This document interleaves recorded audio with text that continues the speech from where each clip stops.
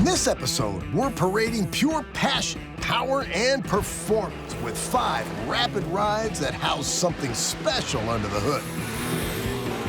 We've got speed with style. Absolutely get scared every time I drive this car. Underneath is basically like a rocket ship. Impressive ideas. No one has done a proper F1 car for the road. And straight line stars. When you do actually brake at 150 miles an hour, you can feel the back wheels come off the floor. It is absolutely mental. These 5 vehicles prove if you build something bold, your ride will require respect.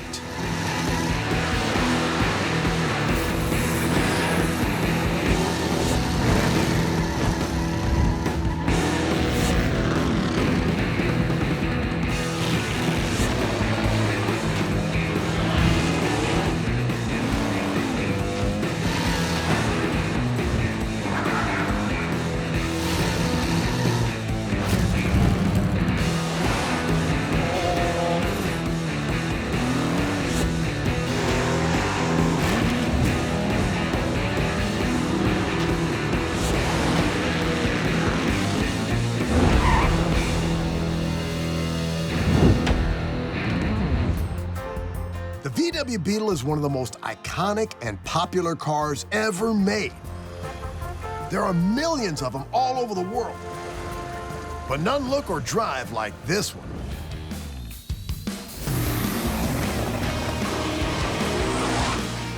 People are reacting in really different ways when they see this car. Some are really excited. Oh my God, what's that? Some people are like, "Ooh, that does not look good." To describe our Beetle in 3 words, I would choose green, fast, and ugly. This is the K for Disaster drag racing Beetle.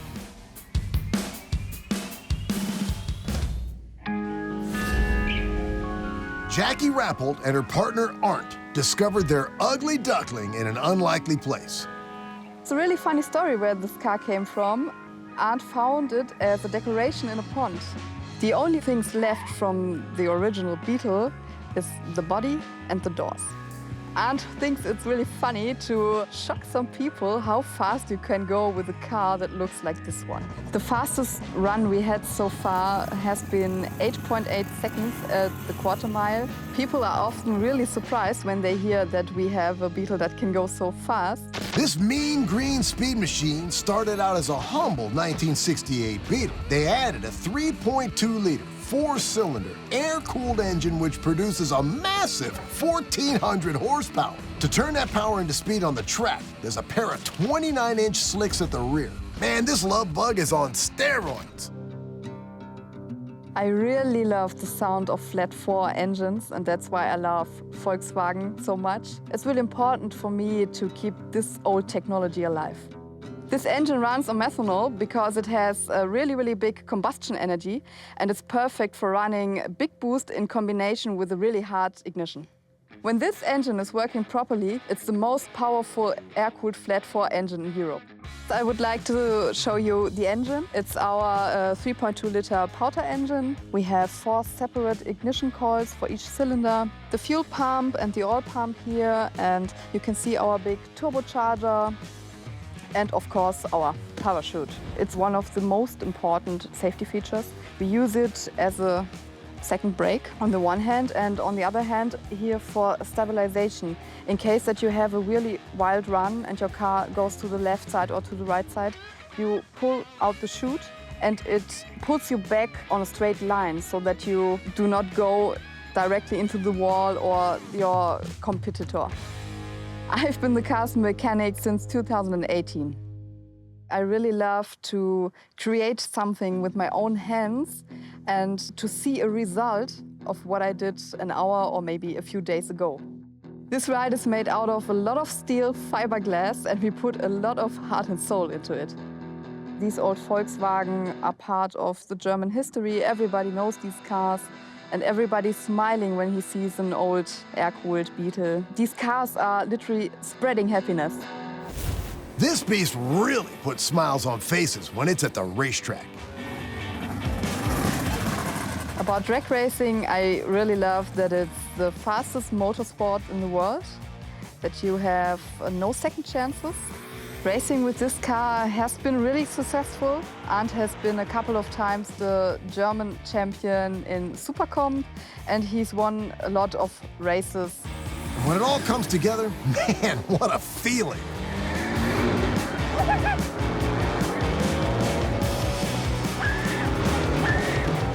From a Beetle built to be brutal, to a Fiesta with fierce power.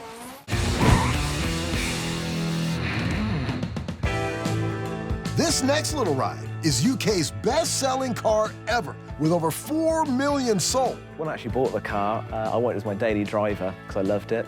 And believe it or not, at one point, it was almost concourse condition, one of the best examples on the road. But that was then. And this is now. Forget the street. This baby's hit the strip. When you do actually brake at 150 miles an hour, you can feel the back wheels come off the floor. It is absolutely mental. This is the Ford Fiesta Mark II Dragster.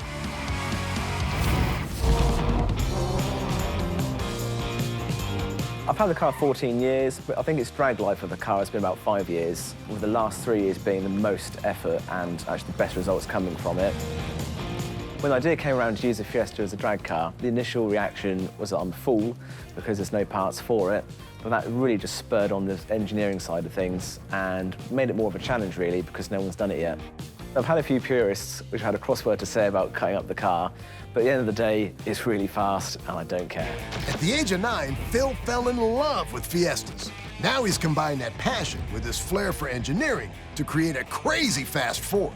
He's kept as many of the original features as he can, with his focus on making the car as light as possible. Phil calls the car Big Pig after a scene in the film Babe.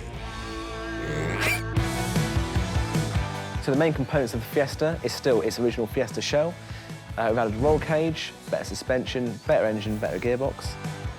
The most challenging aspect on the Fiesta was modifying the suspension. As it started life as a road car, the suspension was engineered for safety in braking and safety in steering.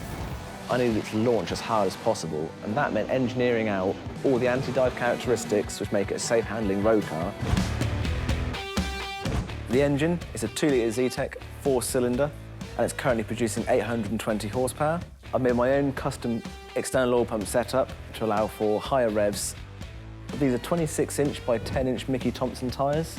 The rim started off as a 6-inch wide rim, and they've been modified out to a 10-inch rim by having an extra section welded in, known as banded steels. There's not much left in there. Door frame's been cut out, it's purely for weight saving, and the glass has been replaced for a Lexan window, and it's a bit flexible.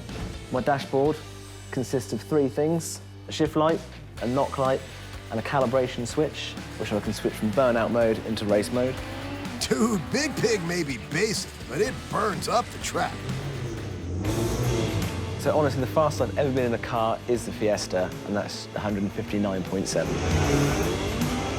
The doors bellow open through the wind, and it gets a little bit unstable. You just have to keep your foot in. It's pretty frightening. When the huge turbo actually comes on boost and it makes full power, you kind of become a passenger rather than a driver.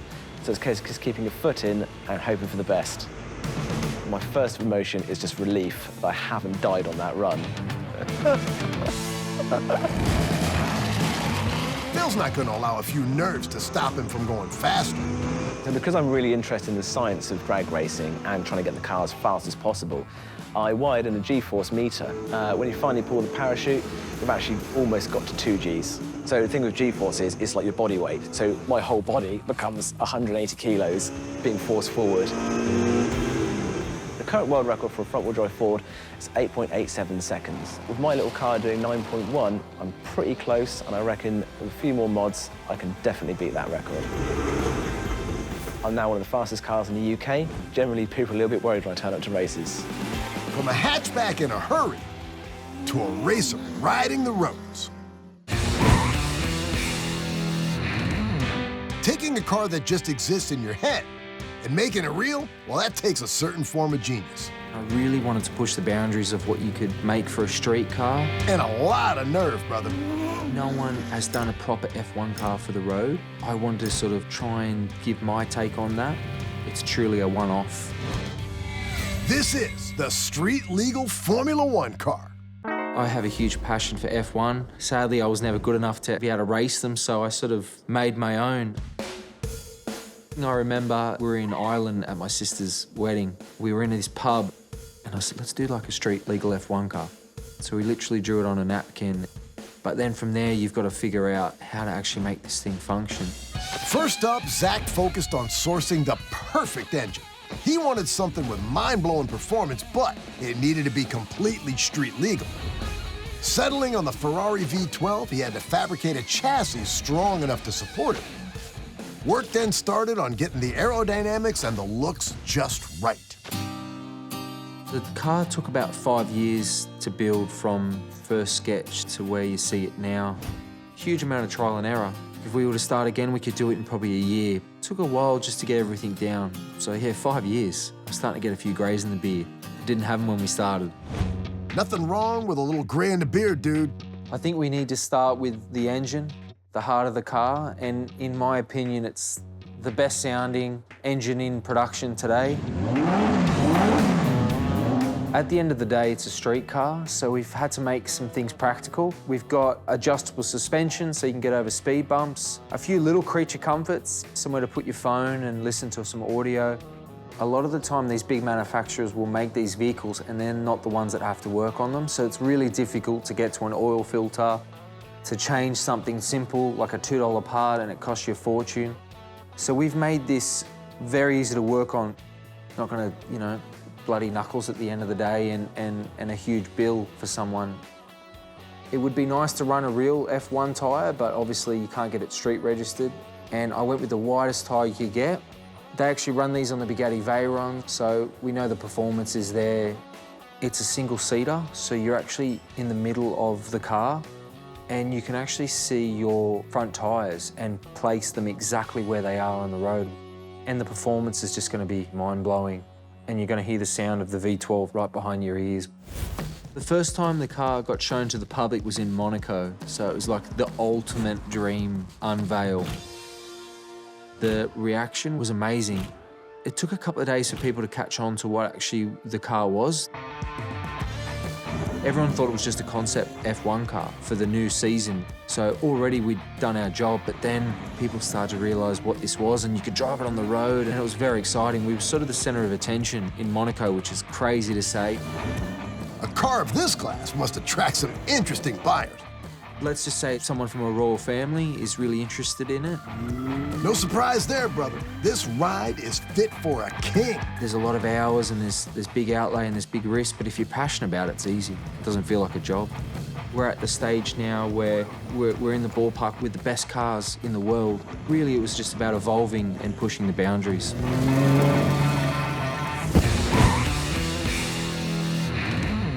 If you thought the street-legal F1 car was crazy, brother, we've gone stateside and found street-legal racers here, too. NASCAR is one of the world's most dangerous sports. NASCAR, which is what it was designed for, it was designed to beat Ford. This car is a monster. Crazy speed. You get going with a car like this, and it can get away from you. It's scary to drive. It's an adrenaline rush. And crazy horsepower. It's got 2,500 horsepower. These cars were built to burn rubber on the track, but this Daytona burns rubber on the drag strip and on the street. Race car, street car, a little of everything. This is the 1969 Daytona Charger. I pretty much set out to create the ultimate Daytona, the ultimate over-the-top extreme street car, and I think I pretty much accomplished it. And this car is 100% street legal. I would like to see this car run low sevens in the quarter. Low sevens in the quarter mile for a street car? Man, that's insane. The fact that it's got street trim, it's a little heavier. If it didn't have all that, I would say it'd run in the sixes. Mighty impressive, dude. I built the first Daytona. It was finished in 1991, and I sold it probably maybe 2 years after that. And then I just now finished this one, so 30-year difference. I built this car basically because I felt like I hadn't accomplished what I wanted to accomplish with the old car, and I wanted to prove myself. When I think about the old car, I wish I still had it. I would love to have it and this. That would be really cool, but I miss it, but not so much now. After tracking down his original Daytona and the owner refusing to sell it, there was no time for tears, and Wally got to work on his updated version that's better and even more badass. The Dodge Daytona Charger was originally built for winning high-profile NASCAR series, and with 2,500 horses at the ready, Wally's current Crazy Charger is winning everything from the drag strip to the streets of Missouri. I started with the body, pretty much assembled the back half of the car, you know, the sheet metal part of the car, on the floor of my shop. Started building the floor of the chassis and putting the drivetrain in it. And then I would say the final stages would be building the engine. That is some serious engineering. It is an Emax 526 block with water jackets because it's a street car. But it has a radiator and windshield wipers. The roof and quarters is steel. The doors, fenders, all of that, hood, trunk lid, that's all fiberglass. Tires are DOT, Hoosier Quick Times. The wing, of course, that's what makes it the Daytona. Twin parachutes for the drag strip. Wheelie bars, obviously. NASCAR-style dry brake. The headlights are operational. The parking lights are original Daytona parking lights. Interior-wise, the dash, a custom-made sheet metal dash that's made to resemble Chrysler V-body Charger dash. The aluminum is, hand-designed and made. The shifters, these are made to look like a pistol grip. These are cup holders. Is a handbrake, fuel shutoff lever, and this is to go from forward to reverse on the Lingo. Up here on the top is my switch panel. That runs all the different things, like the water pump and the fuel pump, cooling fans, all that kind of stuff. Headlights, turn signals, all that is over here. Lever to pull for the fire extinguisher system. 2 seats, they're Race Tech seats. These were hard to get. It is a street car, so it's got an actual safety glass windshield instead of Lexan. I did all the wiring. I did everything on this car.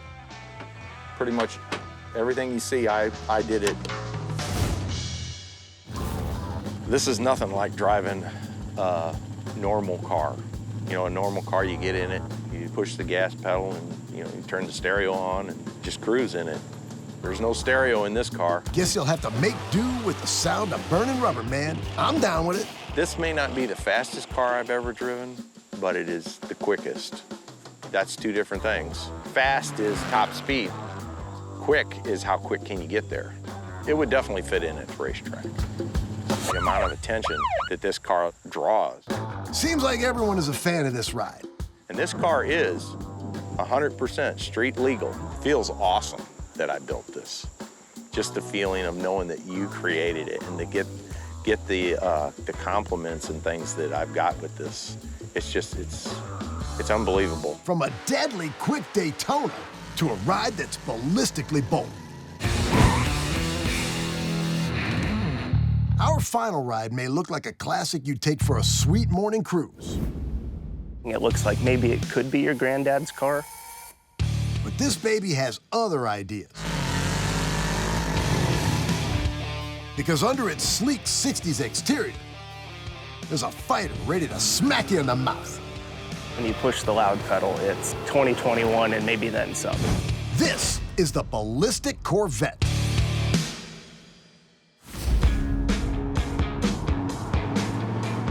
The history of this car is it's a 1964 Corvette. It's the most timeless hot rod, in my opinion. The lines, everything they got right, so we didn't mess with those. This particular 64 Corvette, we helped the client source in 2018.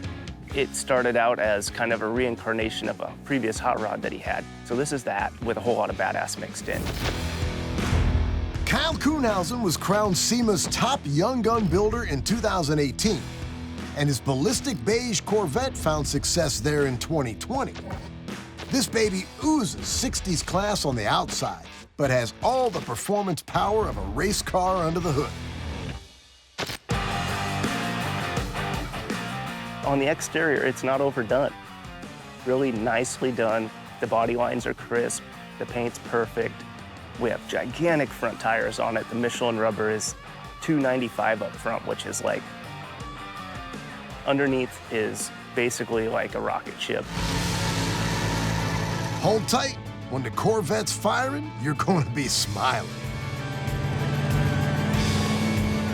Absolutely get scared every time I drive this car, but at the same time, it's sure a heck of a lot of fun and a really cool payoff, so you just got to take a calculated risk.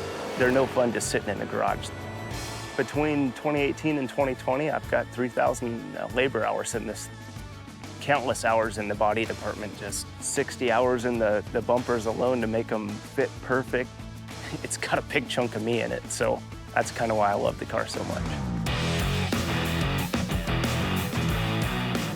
This LT4 is actually set 4 inches into the cowl, and it's lower than factory as well, so the weight balance is really set up nice on this handle.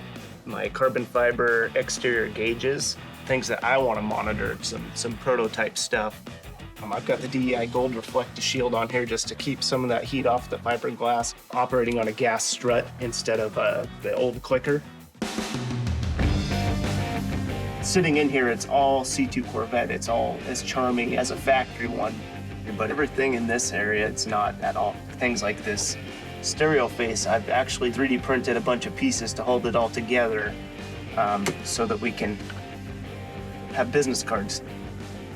I see it as kind of the American interpretation of the James Bond car. It's like the Sean Connery Aston Martin DB5, subtle on the exterior, and it's super extreme on the interior. It's just kind of a really cool gadgety car. It's an actual clicking, detenting brake bias to adjust the front and rear brake proportions. The 4-speed shift stick is actually a faux 4-speed. It's connected to the 4L75E automatic. Semi has an ejector seat. Other than the roof being in the way, you might be able to fly out if I stump on the pedal.